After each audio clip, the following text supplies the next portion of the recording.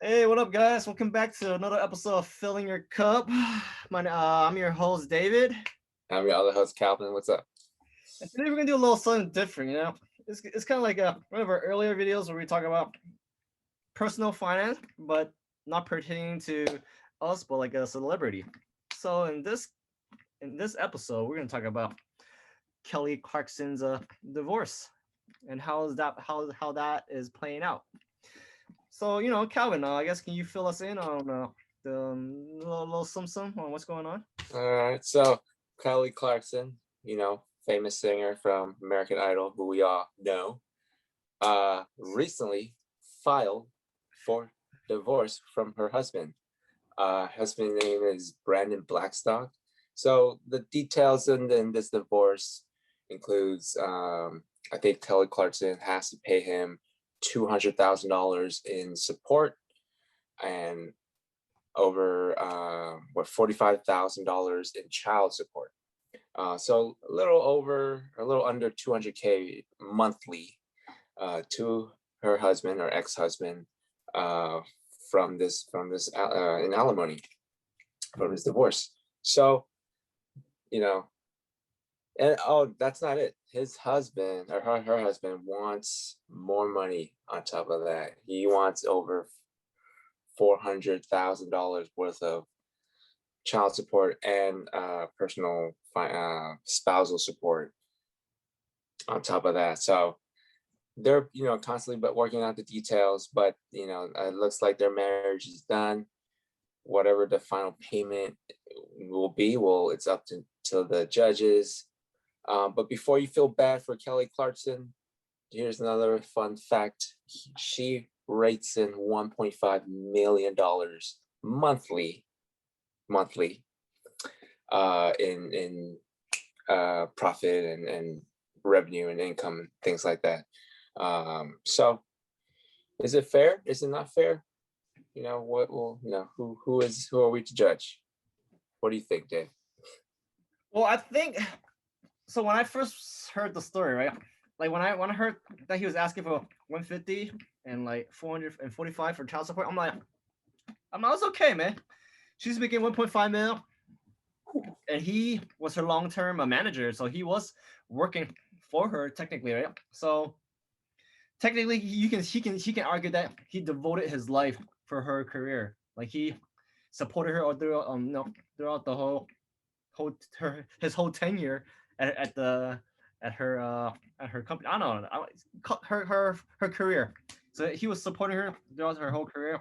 So you can argue that he should be afforded a piece of that success, right?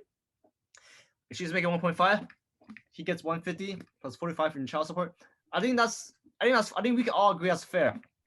And this is kind of like a low key win for the guys, for the men's, because how often does men get paid out in divorce court? Like, usually they're the ones paying out. I mean, full disclaimer, they usually are the rich white. All right, no white, not white, but the rich men, right? They're usually the rich man that's divorcing, you know, less rich females. So it makes sense for them to pay out. But this is just one of the random, like the odd times where the rare times where a men get paid out. So I was all for it. I was all for it. But then, and also because per the prenuptial agreement, that's how much she will get paid out. Because the weird thing is when you sign a prenup, usually you don't pay out anything because it protects all your assets. But if the judge is awarding him 150K for alimony and 45K for child support, that means in the prenup that he is kind of like owed that much per like the agreement. So which I deem is fair. What kind of irks me is he's asking for a lot more than what was on the prenup that he signed, right? So it's something that he signed, and now he's asking for more. So that's kind of like a dick move because now you're just being greedy. Yeah. Like you're not. Like, I think before he was only making like 70K a year or something, like something like small figure. So now he's gonna make 200K a month. Although 45K was for child support. So this guy just kind of fucking greedy. And that's the American dream right here. He literally got the American dream. one of the American dream, right? So I mean, I think I think initially I feel like it's a good win for the men, but then now it just seems like this guy's really fucking greedy. What do you think? What do you think, Calvin? I agree. It's you know, the media always portrays the female as the victim and the male, you know, being the dominant figure they are being portrayed, usually being, you know, gets the blame and usually has to shell out the money and support in child support and spousal support, et cetera, et cetera. Um, but it's a nice it's a twist, right? Plot twist right now. And it's different, right? It's different from what we are accustomed to in the media. Uh, I agree with what you said. You know, he did sign up agreement saying X amount is sufficient in, you know, raising their child, going putting whatever expense they have for their child, such as schooling, you know, food, etc. Under the agreement. Now he's backpedaling, backtracking, going back to his words, saying he needs more for whatever reason. Um, so that, you know, that in the sense is kind of, it's odd to me. Maybe, you know, we don't know what their divorce went. You know, how ugly their divorce was. You know, maybe he was trying to get back at her, right? By asking for more money, or yeah, it's not, you know, it's not a public well known public divorce, so we don't know what they did. Maybe he cheated, maybe she cheated. You know, That who begs the knows? question though. So if you're like the not the rich one, right? If you were like the non-rich one, and if you cheated, and then the rich person asks for divorce, do you still get paid out if you're the one who cheated? Whoa, that's a good question. I'm not sure, but uh I think 50-50 was the rule, right? For without any prenuptial Oh, agreements. so that's regardless. Yeah, divorce is a divorce. Oh, okay. So Yeah, I guess we definitely gotta check on that because it's a little shady when just say if you someone marry a rich person and then they cheat and then the rich person wants a divorce and then they have to pay half. That just doesn't seem right to me. So I think if you're the one who cheated, you don't get to get a claim to the throne. I don't think you get the a piece of that pie. That's what right. logic tells me, but then I know a lot of our laws and regulation doesn't run on logic. So I don't know how that really works. Yeah, yes, I agree. But yeah, in this case, you know, the male is definitely the less No, it's definitely not the alpha. the that's financially uh stable person. So uh I guess it doesn't matter male or female, you know, in Yeah, this I case. guess what's kind of interesting is that usually the men are the ones who like they want to work to provide for the family, right? Kind of like the Yeah, one. And traditionally I'm not speaking. saying he doesn't do that, but I guess like he may. I think it looks a little bad for him because she's making all the money, and then he Mhm. looks like he doesn't do anything.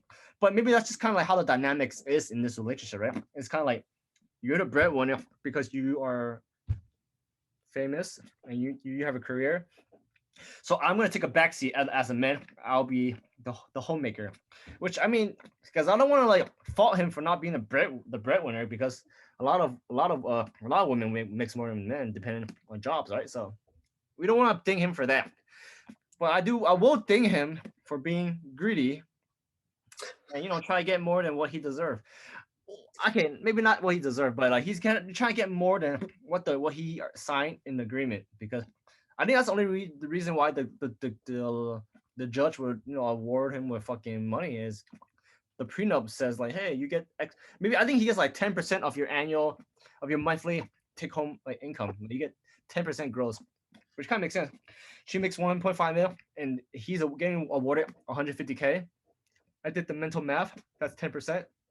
So maybe that's on the prenup. Yep.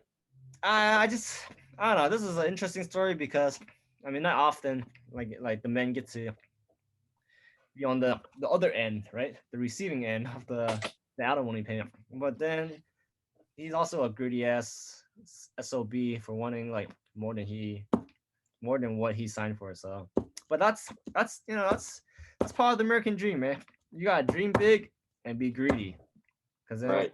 that's the only way to get your dream, Yeah. get your dream. So what's the lesson learned? Lesson learned is you know, The don't lesson cheat. learned is you gotta check on the prenup, because Yeah. prenup, even though if you sign it, I heard prenup expires. They expire after a certain amount of years.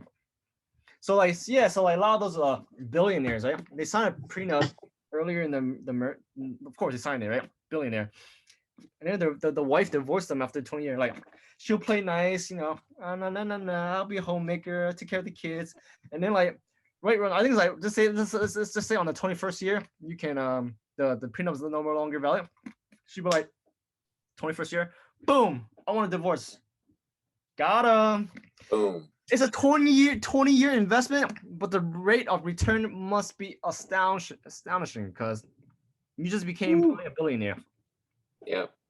So if you tell me, hey, yo, you gotta wait 20 years, you have to be with this person for 20 years, you love them, but then you love them a lot more for their money, not just them. Like you love them for 49%, but you love their money for 51%. I'm not saying all relationships are like that, but hey, man, I'm pretty sure that seed is planted in the back of the mind. Like, hey, man, 20 years, it's a long time, but not that long. And boom, that's how you get. That's investing 101, man. Right. We're not suggesting that as an investment strategy, but sometime like when you see a stock, you do the research on this company, you're like, yo, this is a sure win, man. This is a sure win. But I don't know when it's gonna blow up, but it's gonna blow up. This is the same scenario. You don't know when it's gonna pop, but when it's pop, you're gonna make that money. So yeah. Plus, if he or she is good looking too, so oh yeah.